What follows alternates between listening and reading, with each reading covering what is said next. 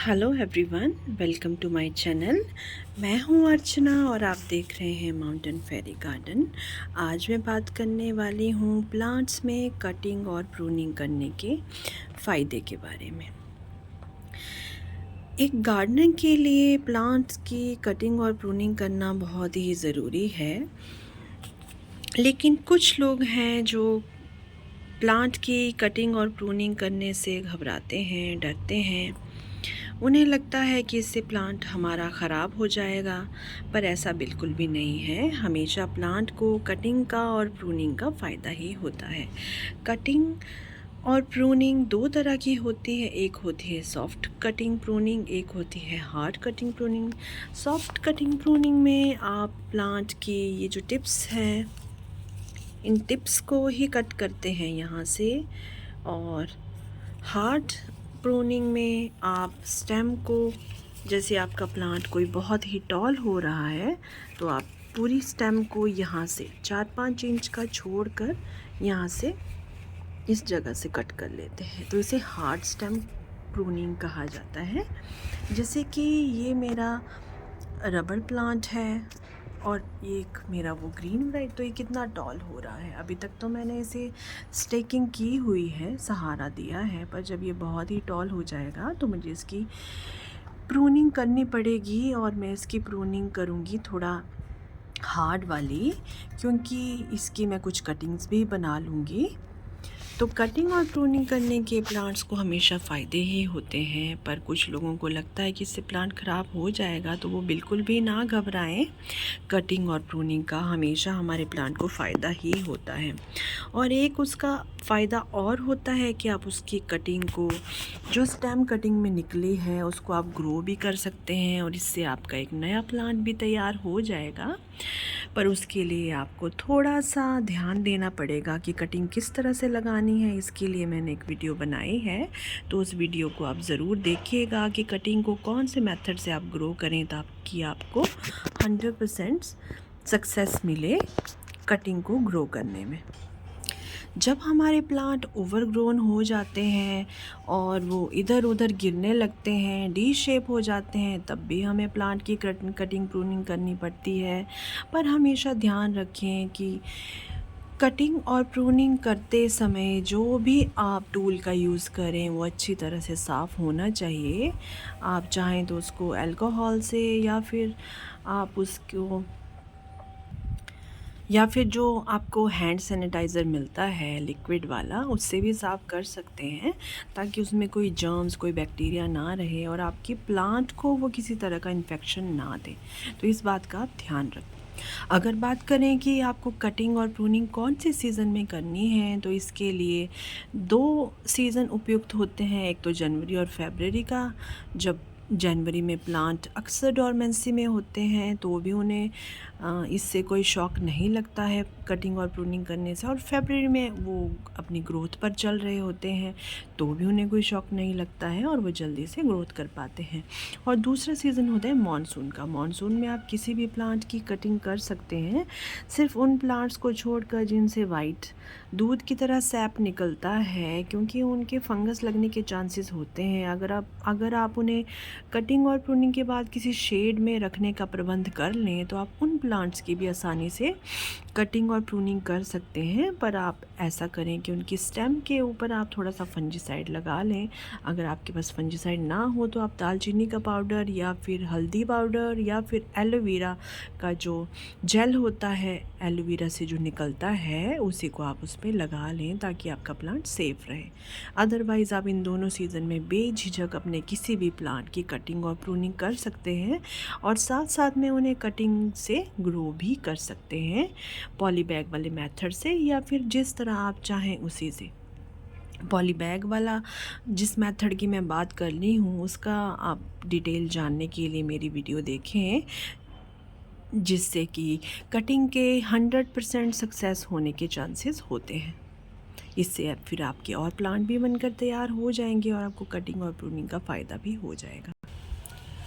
अगर बात करें कि आप कौन-कौन से प्लांट की कटिंग और प्रूनिंग कर सकते हैं, तो आप ध्यान रखें कि आप केवल उन्हीं प्लांट की कटिंग और प्रूनिंग करें जो खासकर फॉलिएज प्लांट हो। अगर आप किसी फ्लावरिंग प्लांट की कटिंग और प्रूनिंग करना चाहते हैं, तो आप ये देखें कि कहीं उस पे कलियाँ तो नहीं बन रही हैं। अगर उन पर कलियाँ बन रही हैं, तो उसकी कटिंग बिल्कुल भी ना करें, क्योंकि फिर दोबारा उसको कलियाँ बनाने में बहुत ही टाइम लग जाएगा और हो सकता है कि उसका सीज़न ही निकल जाए फ्लावरिंग करने का। तो आप ये ध्यान रखें कि प्लांट में कहीं कलियाँ तो नहीं बन रही है, तो उस प्लांट की आप बिल्कुल भी कटिंग या प्रूनिंग। जैसे कि मैं आपको एक एग्जांपल देती हूँ, शेवंती में वो जो हमारा गुलदाउदी का प्लांट होता है, क्रिसैंथेमम का, तो उसमें आप देखिए विंटर सीज़न में दिवाली के आसपास कलियां बनना शुरू हो जाती हैं।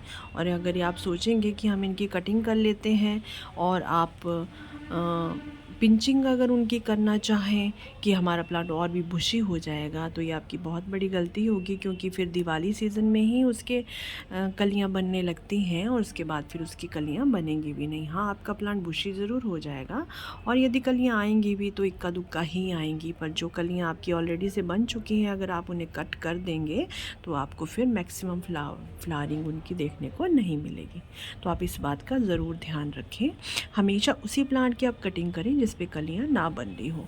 और यदि आप चाहते हैं कि आपके प्लांट में कलियां भी बन रही हैं, जैसे कि हिबिस्कस का प्लांट होता है, उसमें उसमें तो कभी कभी आपका हिबिस्कस का प्लांट जो होता है वो बिल्कुल लंबा जा रहा होता है, एक पतली सी टहनी होती है और उसमें कलियां भी आ रही होती हैं। पर अगर आप चाहते हैं कि उसे बुशी लुक देना चाहते हैं और आप फ्लावरिंग का सेक्रीफाइस करने के लिए भी तैयार हैं, तब फिर आप उसकी कटिंग कर सकते हैं, क्योंकि आप चाहते हैं कि आपका प्लांट बुशी हो जाए। अभी आपको उसकी फ्लावरिंग नहीं लेनी है, आप चाहते हैं कि पहले ये बुशी हो जाए, फिर फ्लावरिंग तो हमें अगले सीज़न में भी मिल जाएगी।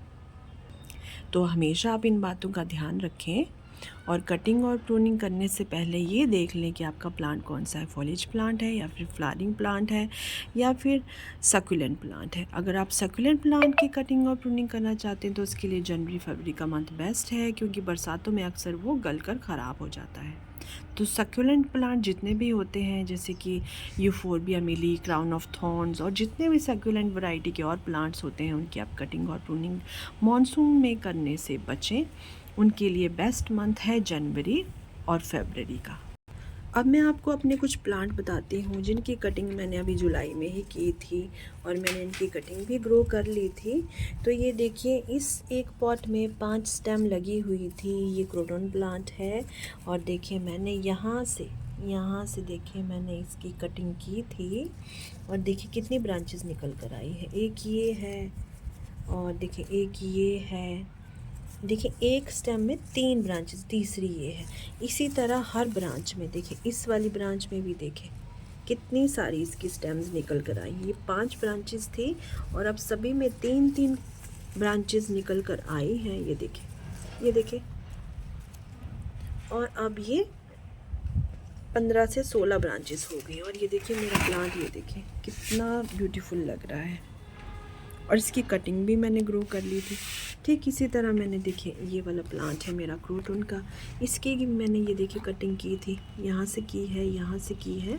और ये देखिए हर ब्रांच से 2 और 3 लीव्स स्टेम्स निकल कर आ रही हैं। और ये प्लांट देखिए, पहले ये सिर्फ एक सिंगल स्टेम था और अब देखिए ये भी थोड़ा सा बुशी हो गया है।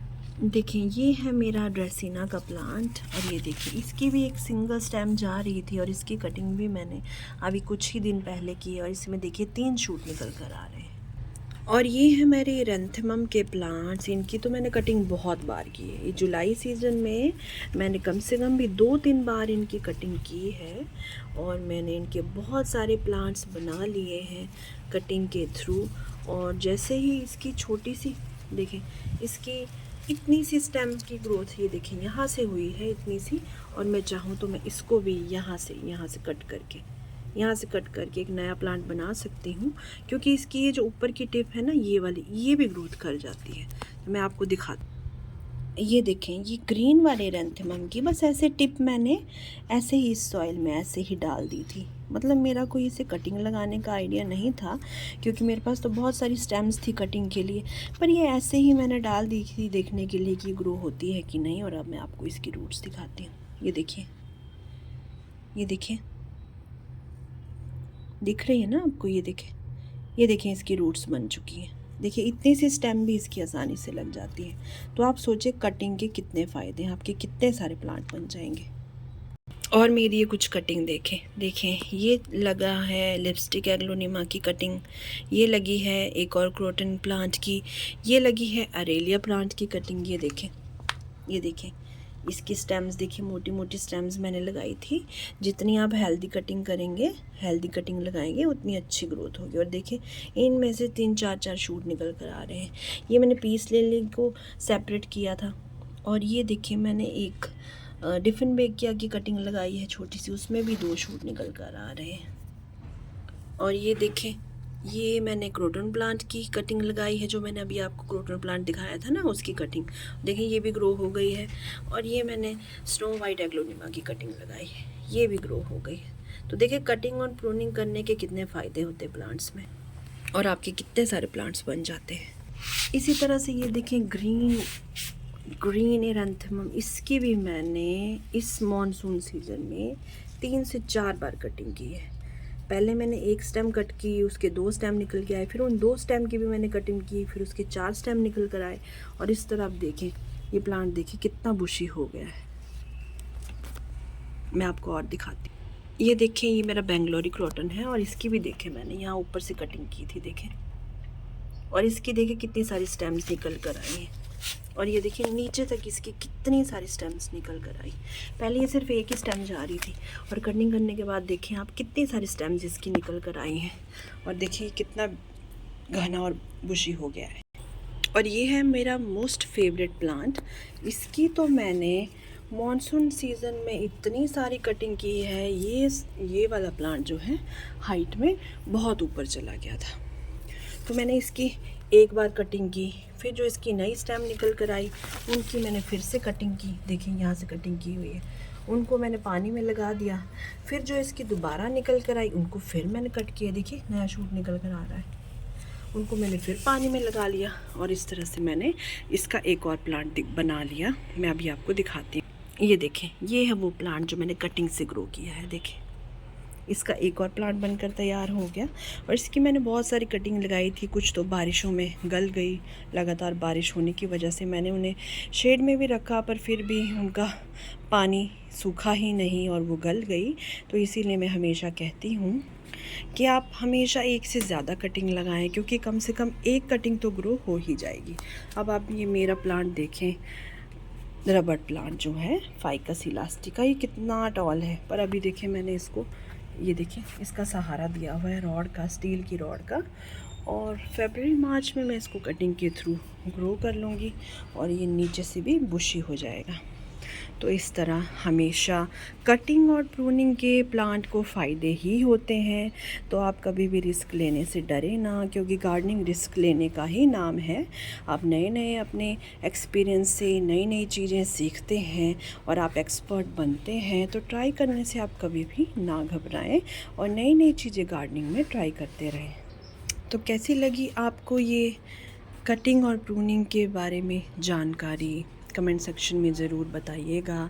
अगर आपको ये वीडियो पसंद आई हो तो लाइक, शेयर और सब्सक्राइब ज़रूर करिएगा मेरे चैनल को, और अपने गार्डनर फ्रेंड के संग भी शेयर कीजिएगा, और बेल आइकन दबाना बिल्कुल ना भूलें। तो फिर मिलते हैं किसी और नई वीडियो के साथ, किसी नई इन्फॉर्मेशन के साथ। देखें एक चीज़ मैं आपको बताना भूल गई कि स्नेक प्लांट तो कटिंग से लगाने के लिए बेस्ट प्लांट है। इसकी जब भी आप देखें कि बहुत सारी ग्रोथ हो गई है, आपका पॉट बिल्कुल भर गया है, तो मैच्योर 2-3 लीव्स निकाल लें, उन्हें 2-3 पार्ट में कट कर लें और सैंडी सॉइल में लगा लें। फरवरी मार्च ही इसका बेस्ट पीरियड होता है कटिंग लगाने का। और देखें इसके नए प्लांट भी निकल कर आ गए हैं। तो आप भी ज़रूर ट्राई करें कटिंग और प्रूनिंग करना, और कटिंग से अपने प्लांट्स नए नए ग्रो करना।